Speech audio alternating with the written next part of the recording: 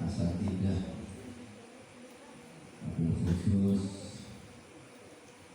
Kiai Haji Sumaro yang baru mauidhah, mudah-mudahan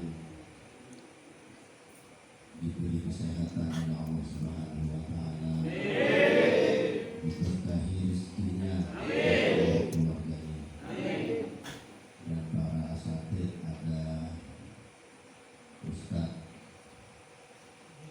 siapa tadi ya? Kuliah berangkat jam berapa? Ngomong-ngomong mata Belum masuk mulai kuliah belum. Sudah bulan ini kurang bisa tahu masuk kapan. mana. Nanti nunggu di Jadi kalau udah kayak gitu, ini apa? kita nggak tahu di dalamnya Buat FBI motor. Oh ini buat otomatisnya bro. kalau Nggak tahu ya. Tahu. pilih santi. Ini belum minum. Au. Ustaz Muhid, ada ketua DKM, Ini LTRW sebenarnya yang sangat ini buat Zoom dikerjakan sama volume buat apa bisa. para santri-santri dari Kiai Sumaro yang selalu mengikuti acara Pakai ini. Ramadan. Ini bisa muter sendiri. Bisa buat muterin sendiri sebenarnya. Ini kan remote. Jadi satu bahasa masalah. Ini bisa muterin sendiri coba. Selalu baca usah disebut berlima umur kan. Itu lain resminya. Nggak gerak ya? Iya lebih nyala. Nggak, tapi ini nggak gerak. Para Kadang dia bisa kan sahabat-sahabat bisa. jamaah yang dirahmati oleh Allah Subhanahu wa Ta'ala, sebelum NU ada, sebelum di Nusantara ini ada organisasi Jamiyah Nahdlatul Ulama atau Jamiyatul Ulama, sebenarnya pernah ada Ya, organisasi yang sangat besar di daerah Jawa Barat, namanya Matla'il Anwar. sama baik. Kenapa harus ada Matla'il Anwar? Caranya ini yang Putih tapi ada, juga ya. mending ngorek tapi api. Udah ambil.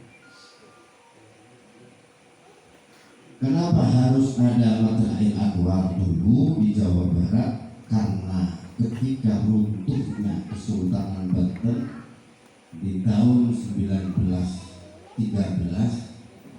para ulama-ulama se-Jawa Barat, khususnya di Kabupaten Banten, ya kalau sekarang provinsi, mendirikan sebuah organisasi namanya Matla'il Anwar.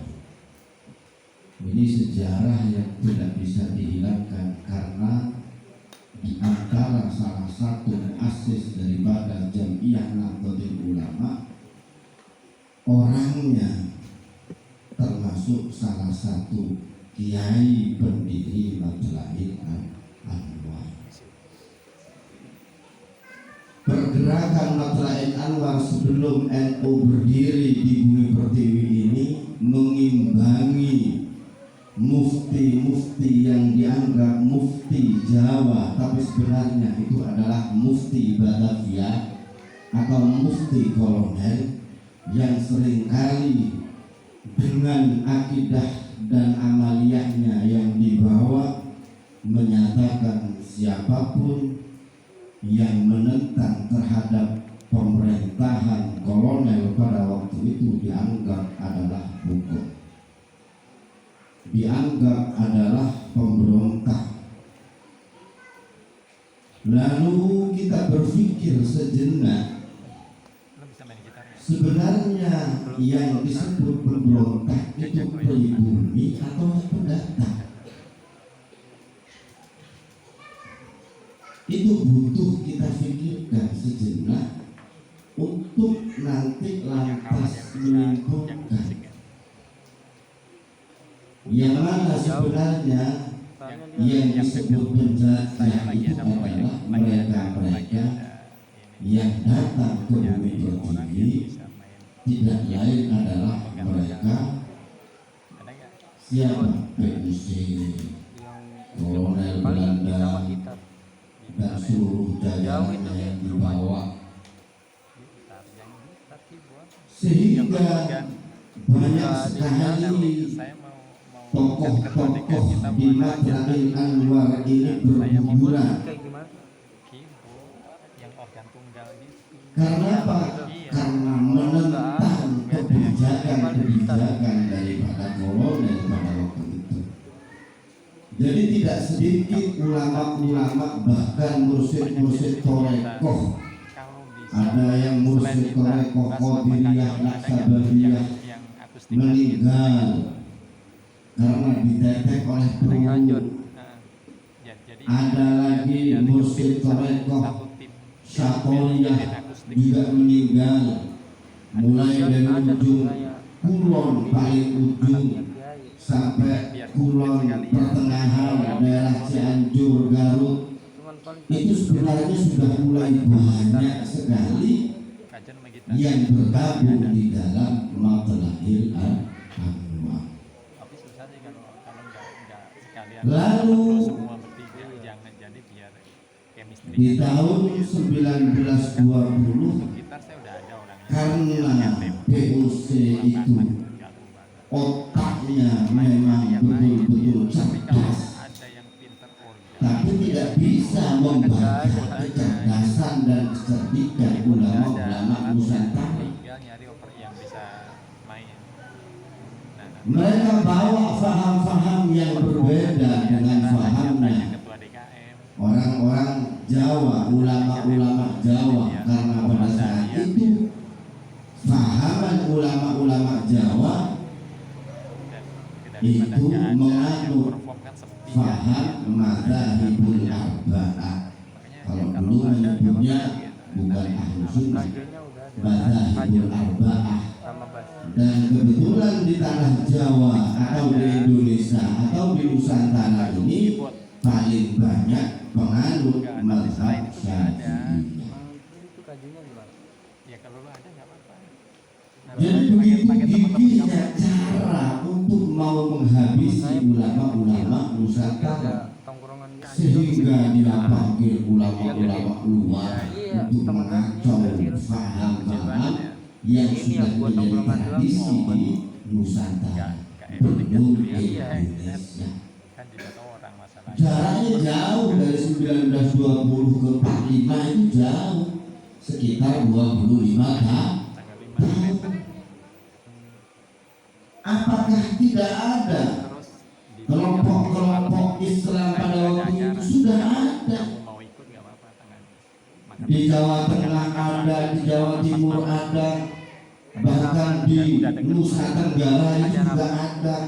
Nahdlatul Tujjar itu sebenarnya sudah berjalan sebelum NU itu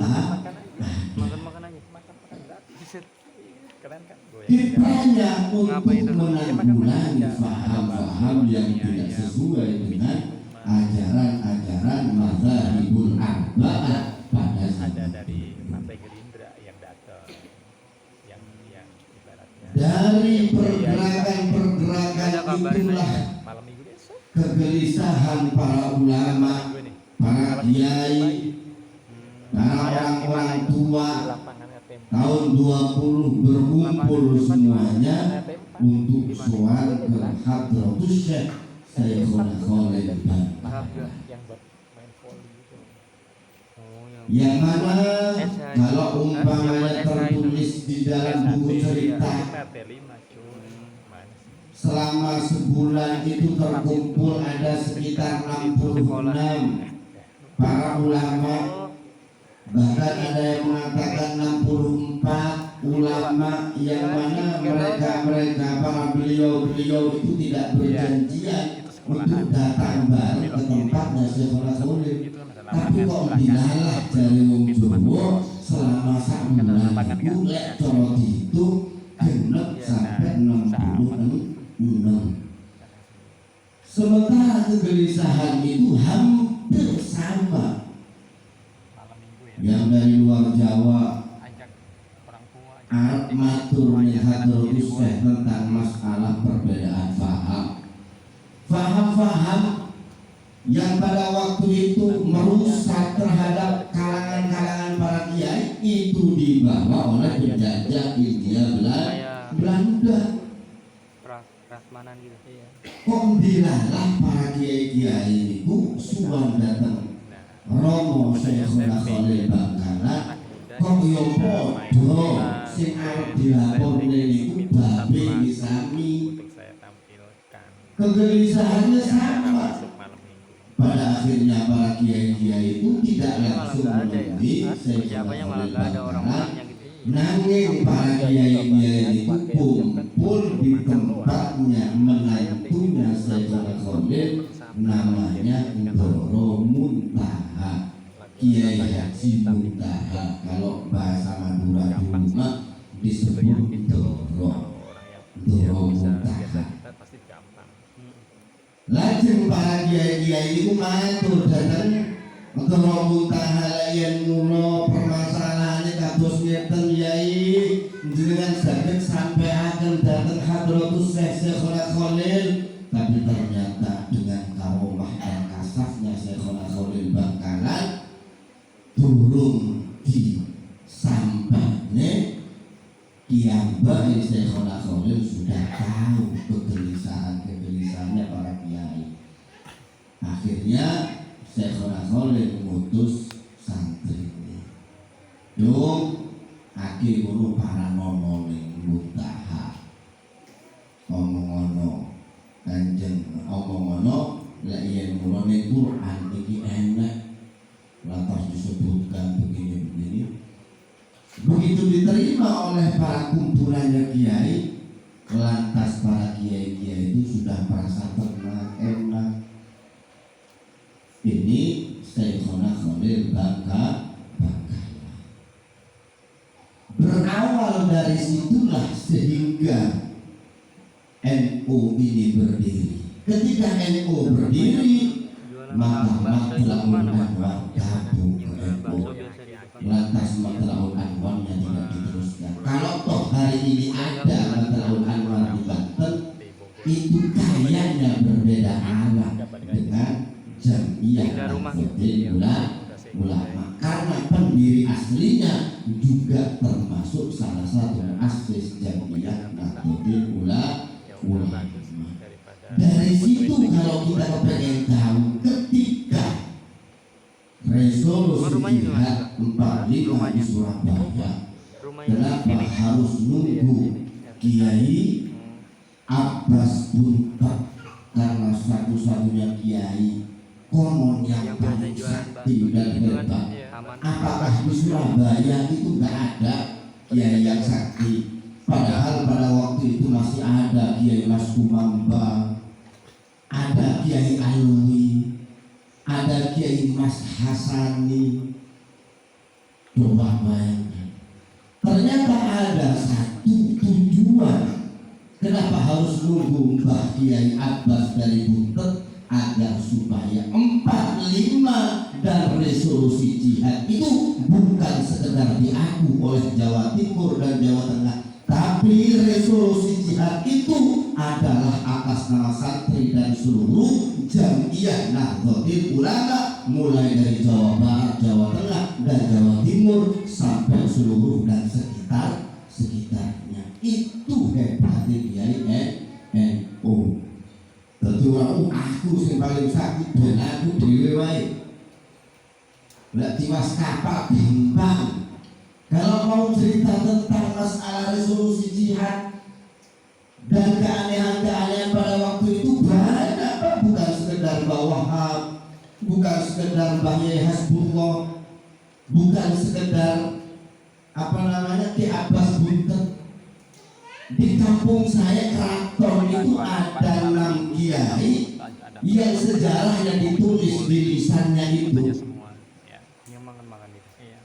Dia mewajibkan berangkat ke Surabaya, berangkatnya habis sholat isya, subuh wajib berjamaah santri dan jangan sampai keteteran satu pun. Kok bilalah melu perang, iyo sehat kuwi. Ketika santri-santrinya yang perang ditanya, lalu ada ditembak mobil. Malam minggu. Kok perasaan blesek Sabtu malam berarti iya Sabtu malam. Jadi santriku genep sembahyang subuh berjamaah. Ini sing sakti dari santri, dia kiai ini. Jajan. Lu main-main kalau kiai. Terus ngomong mana? Ini saya bicara yang saya tahu aja dan yang saya kenal. Kalau di luar sana, waduh, nggak kelar sampai subuh. Ada namanya Kiai Abdul Latif. Kiai Abdul Latif ini berangkat habis asar karena pengumumannya itu jam 9. Mergoning sawah dari lagi matur, gak krungu. Jadi berangkatnya mau menjelang asar, yang dibawa apa ketapel.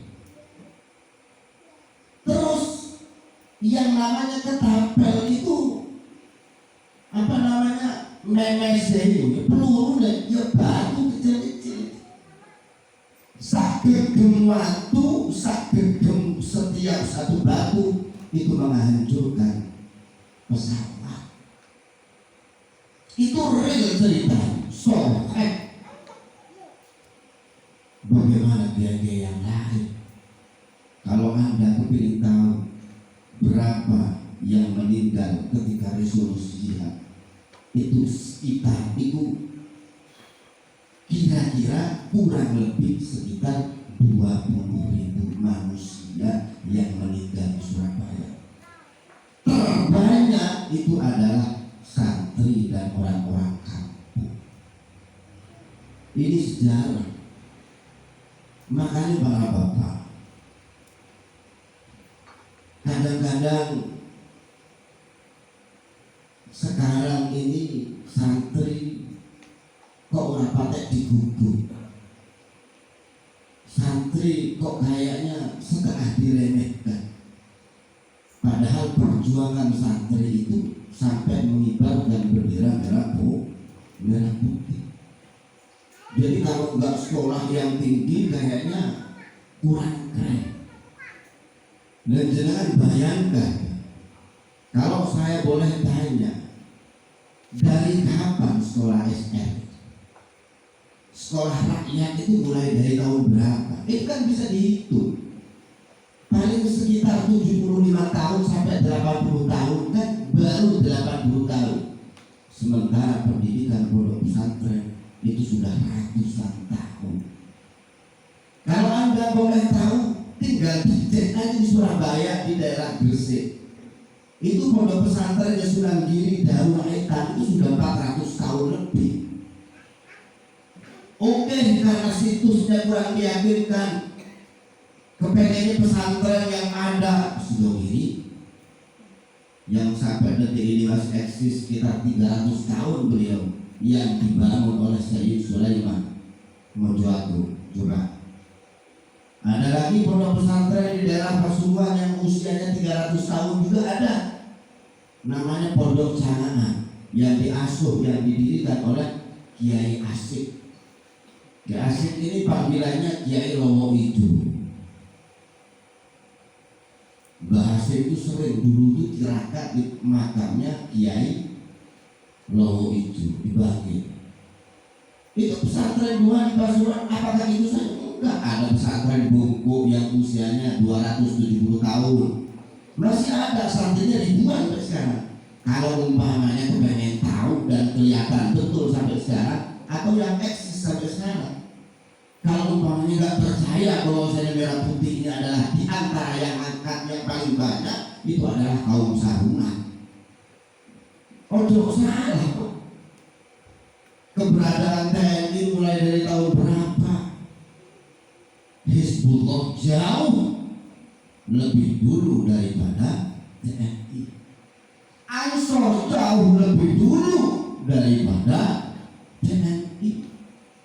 Ansor diputuskan dan diresmikan di tahun 1934 di Kabupaten Malang atas gagasan Kiai Hasbullah. TNI kapan? Tidak ada. TR belum ada. Bahkan TR itu tentara rakyat dulu itu. Siapapun yang mau masuk TR harus melalui stempelnya Ansor dan PCNU. Nah, sampai buka, coba itu jangan-jangan misalnya bohong. Jangan buka. Jadi kemana semua itu kok dihilangkan? Siapa yang tanggung jawab?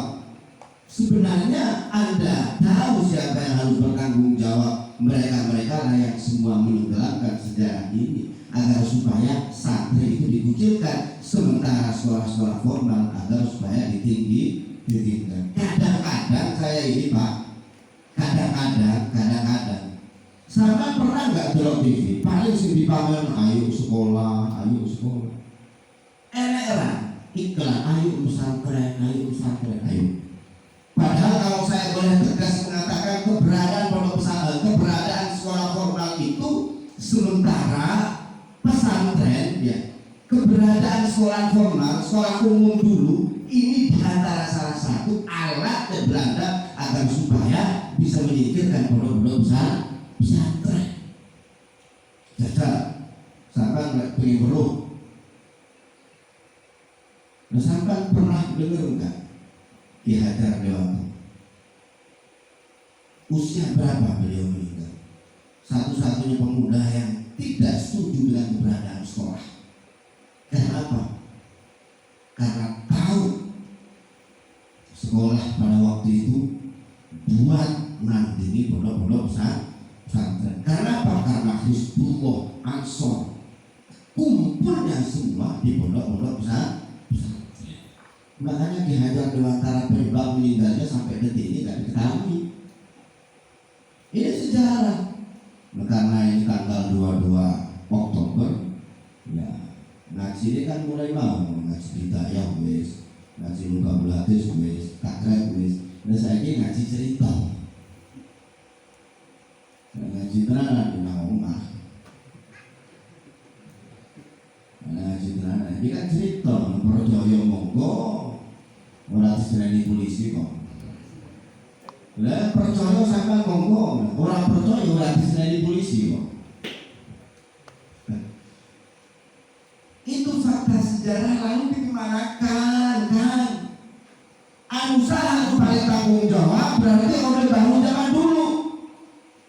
Kalau Orde Baru zaman dulu nggak tanggung jawab, berarti Pak Karno harus tegas dan menyatakan bahwa saya berkibar di dalam putih ini bukan sekedar pasukan-pasukan dia, tapi santri yang terbanyak untuk mendiamkan merah putih.